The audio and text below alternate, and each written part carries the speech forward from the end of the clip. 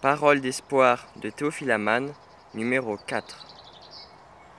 La liberté est le bien le plus précieux de l'homme, dit-on. La Révolution française était motivée par une énorme soif de liberté. Mais les révolutionnaires n'étaient pas libres de la haine et des pensées de meurtre.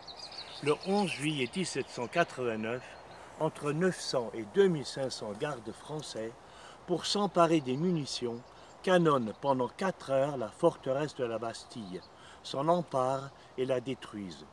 Ils tuent le gouverneur de la Bastille, le marquis Bernard de Launay, ainsi que son adjoint, 2 officiers et le chef de l'administration municipale de Paris. Ils libèrent, entre guillemets, 7 prisonniers, dont 4 escrocs, 2 aliénés et un incestueux.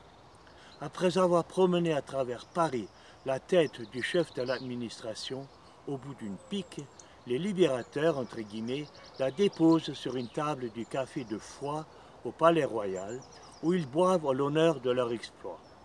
En juin 1790, ils sont honorés du titre de vainqueurs de la Bastille. Mais à l'évidence, ni les libérateurs ni les libérés n'étaient vraiment libres.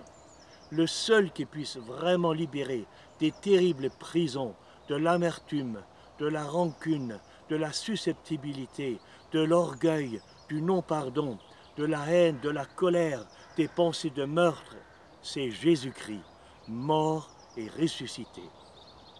Le prophète Ésaïe a annoncé 7 siècles avant Jésus-Christ la venue du Messie en ces termes. Ésaïe 61, verset 1.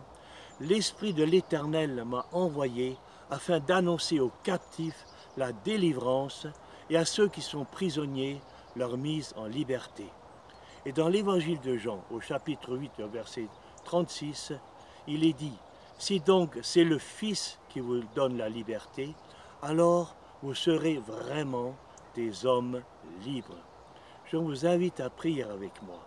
Seigneur Jésus, pardonne la méchanceté de mon cœur, purifie-moi et rends-moi vraiment libre, libre de mes mauvaises pensées, de mes méchantes paroles et de mes actes coupables.